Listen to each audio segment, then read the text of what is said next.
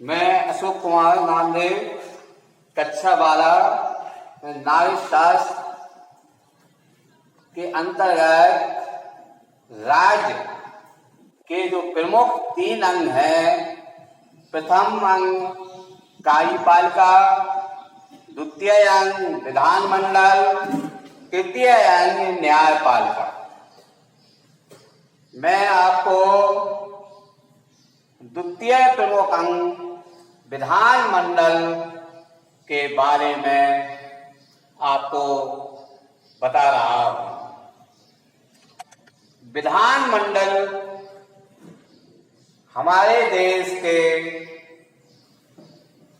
केवल 6 राज्यों में विधानसभा के साथ विधान परिषद है।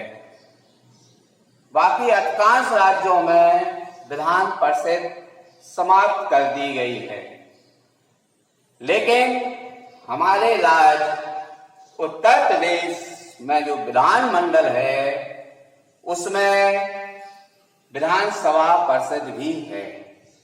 विधानमंडल के प्रमुख 2 भाग हैं। विधानमंडल के 2 भाग हैं। नंबर 1 विधानसभा, नंबर 2 विधान परिषद। विधानसभा क्या होती है ये आपको हम बता रहे हैं। विधानसभा का गठन कैसे होता है? तो विधानसभा सबसे पहले विधानसभा के सदस्यों का चुनाव होता है। हमारे उत्तर प्रदेश राज्य में 403 विधानसभा की सीटें हैं। इन 403 सदस्यों से मिलकर विधानसभा बनी है हमारे राज्य उत्तर प्रदेश में, और अन्य राज्यों में अलग अलग संख्या है। तो 403 सदस्यों का चुनाव होता है। उनको प्रदेश के 403 भागों में विभाजित कर दिया गया। प्रदेश को 403 भागों में विभाजित कर विधानसभा सीटें बनाई गई हैं, या विधानसभा के सदस्य 403 सीटों से चुने जाते हैं। तो विधानसभा का सदस्य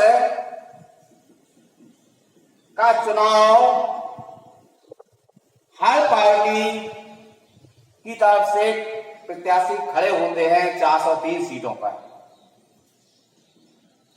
अब विधानसभा का सदस्य वही हो सकता है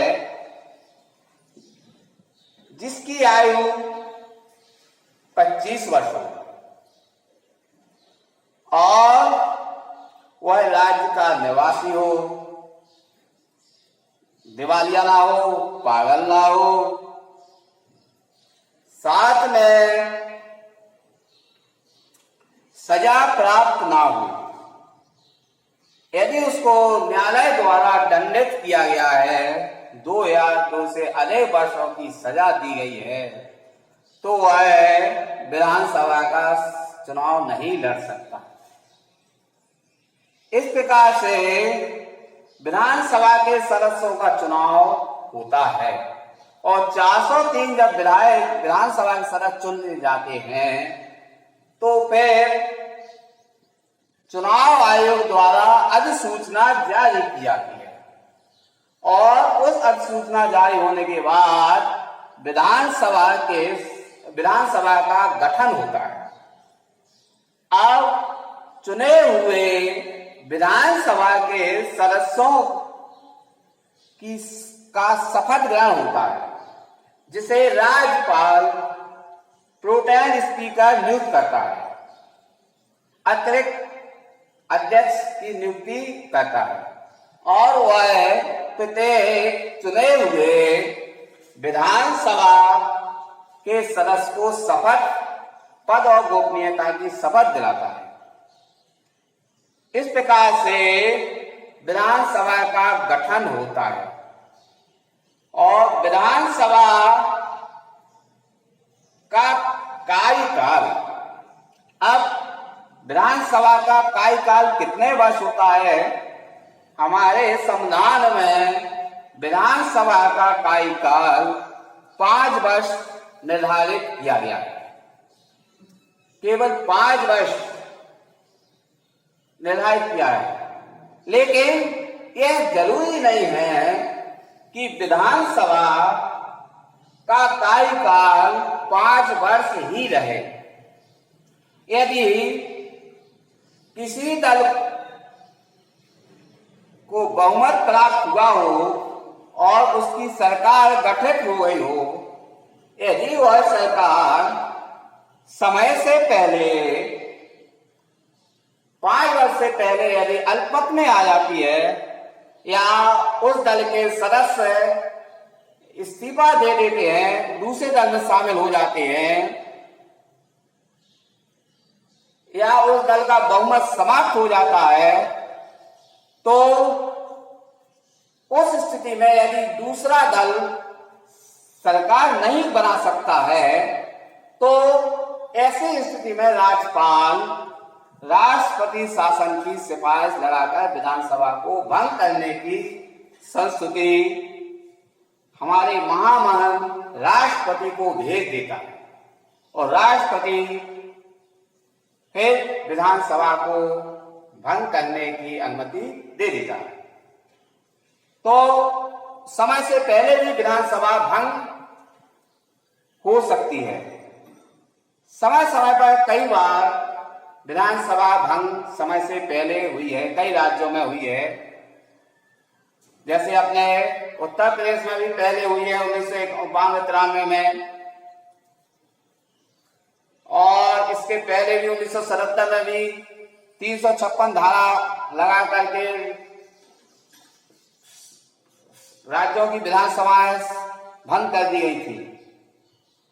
जहां कम संख्या है, जहां छोटे राज्य हैं, वहां तो 5 साल सरकार चलना बहुत मुश्किल हो जाता है। कई सरकारें अल्पमत में आ जाती हैं छोटे राज्यों की। तो ये जरूरी नहीं है कि विधानसभा अपना 5 साल कार्यकाल पूरा कर सके। हाँ, यदि किसी दल को स्पष्ट बहुमत 2 या 2/3 से अधिक होता है, तो वह 5 साल शासन जरूर करती है और विधानसभा कार्यकाल 5 साल पूरा होता है। तो विधानसभा का कार्यकाल 5 वर्ष होता है। अब विधानसभा का मुख्य कार्य क्या है? विधानसभा का मुख्य कार्य है राज्य के लिए कानून पारित करना। विधानसभा का एकमात्र कार्य है राज्य के लिए कानून बनाना, विधि निर्माण करना। अब कानून कैसे विधानसभा बनाती है, ये देखिए। हाँ, अब इधर करो आप। विधानसभा किस प्रकार से कानून निर्माण करती है? आप देखिए, कानून किस प्रकार से विधानसभा बनाती है राज्य के लिए। विधानसभा में कानून निर्माण की प्रक्रिया सबसे पहले है विधेयक का प्रस्तुतिकरण तथा प्रथम वाचन। जब विधानसभा का सत्र बुलाया जाता है, तो विधानसभा का सत्र चल रहा हो, उस समय जो है विधानसभा कानून का निर्माण करती है। तो विधानसभा में विधेयक का प्रस्तुतिकरण किया जाता है। सरकार के मंत्री, जो कैबिनेट मंत्रिमंडल के सदस्य हैं, वो विधानसभा में कभी भी विधेयक प्रस्तुत कर सकते हैं। उनके लिए कोई समय सीमा निर्धारित नहीं होती है कि आप जो है विधेयक प्रस्तुत करने के पहले सूचित करें, समय से पहले सूचित करें। मतलब सरकार के जो है कैबिनेट मंत्री हैं, अपने विभाग से संबंधित विधानसभा सत्र में कोई भी विधेयक प्रस्तुत कर सकते हैं। उनके लिए समय की सूचना देना कोई आवश्यक नहीं होता है। हाँ, यदि कोई सदस्य अपनी तरफ से कोई विधेयक प्रस्तुत करना चाहता है या कोई कानून बनाने के पक्ष में अपनी याचिका देता है, तो उसे विधानसभा के अध्यक्ष के लिए विधेयक प्रस्तुत करने से पहले 1 माह पहले देना चाहिए। जब विधायक अपना विधेयक अध्यक्ष को 1 महीने पहले दे देगा, तो फिर अध्यक्ष उस विधेयक को तारीख निश्चित करेगा कि आप किस दिन विधानसभा सत्र में किस दिन आप अपने विधेयक प्रस्तुत करेंगे। तो निश्चित दिए हुए तारीख को विधेयक प्रस्तुत करता है। कोई विधायक अपनी समस्या या किसी कानून के पक्ष में संशोधन करने के लिए विधेयक प्रस्तुत करता है। अब ये हुआ आपका प्रथम वाचन, उसने अपना विधेयक प्रस्तुत कर दिया। द्वितीय वाचन, जब वह अपना विधेयक प्रस्तुत करता है तो उस पर बहस होती है।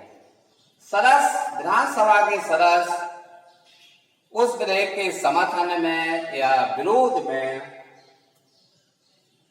बहस करते हैं। कोई उस विधायक द्वारा प्रस्तुत किए गए विधेयक में पक्ष में बहस करते हैं, कोई सदस्य विरोध में, जो उससे सहमत नहीं होता है वह विरोध में भी बहस करता है।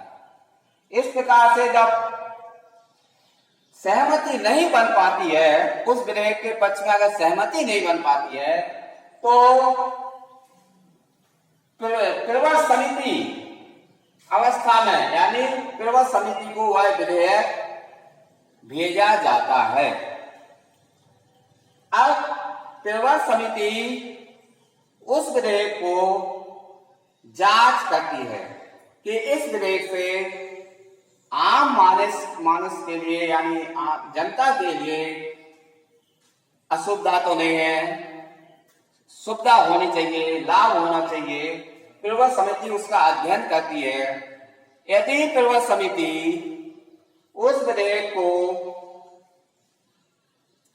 संशोधन करना चाहे तो वह अपना संशोधित प्रस्ताव भी लिख करके भेज देती है, और इस प्रकार से प्रवर समिति फिर विधेयक पर विचार करने के बाद उस विधेयक को पुनः विधानसभा में भेज देती है। अब प्रतिवेदन अवस्था, उस विधानसभा में प्रवर समिति द्वारा भेजे गए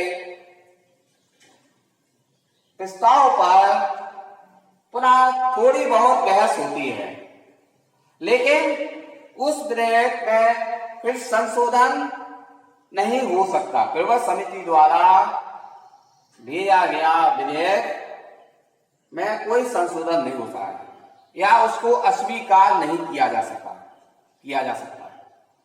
इस प्रकार से तीसरी अवस्था हो गई प्रतिवेदन अवस्था। अब चौथी तृतीय वाचन। अब विधेयक पूर्ण रूप से विधानसभा में सहमति बन जाती है और उस विधेयक को द्वितीय सदन, यानी द्वितीय सदन विधान परिषद में भेजा जाता है। अब द्वितीय सदन यानी विधान परिषद में यह विधेयक भेजा जाता है। यदि विधान परिषद के सदस्य या विधान परिषद उस 3 महीने तक उस पर विचार करके या अपनी स्वीकृति नहीं देती है, तो यदि वह स्वीकृति दे देती है तो वह विधानसभा पारित विधेयक स्वीकार कर लिया जाता है। यदि अगर स्वीकृति नहीं देती है 3 महीने तक, तो पुनः विधानसभा में वापस आता है और विधानसभा फिर उस पर बहस करके पुनः द्वितीय सदन में वापस भेज देती है। और यदि 1 महीने तक विधान पार्षद सदस्य विधान पार्षद उस प्रस्ताव को, उस विधेयक को मंजूरी नहीं देती है या अस्वीकार करती है, तो वह विधानसभा में पास ही माना जाएगा। दोबारा जो है फिर विधान पार्षद में नहीं भेजा जाएगा, यानी विधानसभा द्वारा ही पारित माना जाएगा, क्योंकि विधानसभा के सदस्यों की संख्या 403 होती है और विधान परिषद के सदस्यों की संख्या मात्र 144 होती है अपने प्रदेश में। इस तरह से जो है विधानसभा द्वारा ही पारित माना जाएगा। अब विधानसभा द्वारा पारित प्रस्ताव हो जाता है तो उस विधेयक को राज्यपाल के पास स्वीकृति के लिए भेजा जाता है और राज्यपाल विधानसभा द्वारा पारित प्रस्ताव को स्वीकार कर लेते हैं और उसको उस पर जो है अपने दस्तखत कर देते हैं। इस प्रकार से विधानसभा द्वारा पारित कानून बन जाता है। आज हमने आपको विधानसभा के कार्य की, विधानसभा विधान परिषद के कार्य यानी कानून निर्माण के संबंध में काफी विस्तार से बताया। बस आगे फिर तो बताएंगे। अब क्या नाम जो है मुख्यमंत्री और के बारे में बताएंगे अगले दिन। ठीक है।